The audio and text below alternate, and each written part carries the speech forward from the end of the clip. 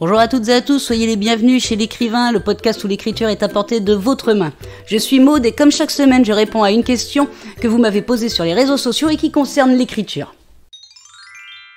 Cette semaine, j'ai reçu un message sur Twitter de Lilou qui me disait qu'elle n'avait qu'une envie, c'était de se lancer dans l'écriture, mais elle avait juste peur de franchir le pas car elle n'avait que 16 ans.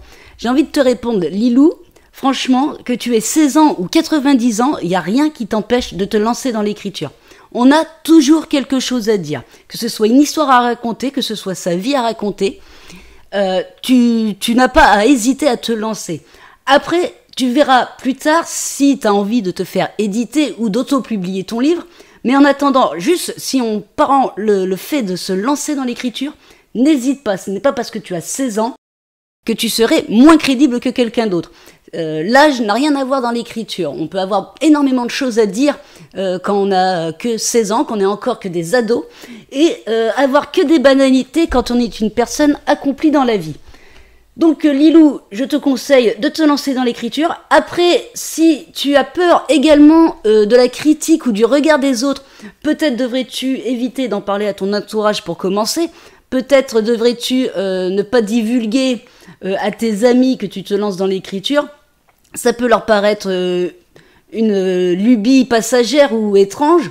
Peut-être penseront-ils, eux, que tu ne tiendras pas plus de 15 jours et que tu n'iras pas au-dessus de 2 chapitres de ton roman ou de ton livre. Donc le petit conseil que je peux te donner, c'est de rester discrète sur ton activité. En plus, ça te permettra peut-être de pouvoir te mettre dans ta bulle et écrire plus facilement. Après, si tu n'as pas de problème pour parler de l'écriture avec ta famille ou tes amis, si cela te fait plaisir de leur annoncer que tu écris un livre, vas-y, n'hésite pas non plus. Hein. Ils peuvent te soutenir, ils peuvent t'épauler et te donner la motivation nécessaire pour atteindre ton but, qui est le point final de ton manuscrit.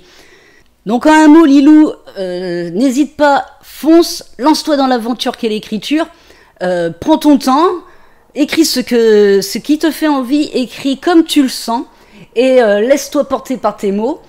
Et je te souhaite un bon courage et une belle aventure dans l'écriture. Voilà donc pour la question de cette semaine. J'espère, Lilou, avoir répondu à ta question. Et je vous donne rendez-vous la semaine prochaine avec une autre question. En attendant, n'hésitez pas à vous abonner à mon podcast ou à ma chaîne YouTube pour rester au courant des dernières nouveautés. Je vous retrouve la semaine prochaine. Bonne écriture à toutes et à tous et prenez soin de vous.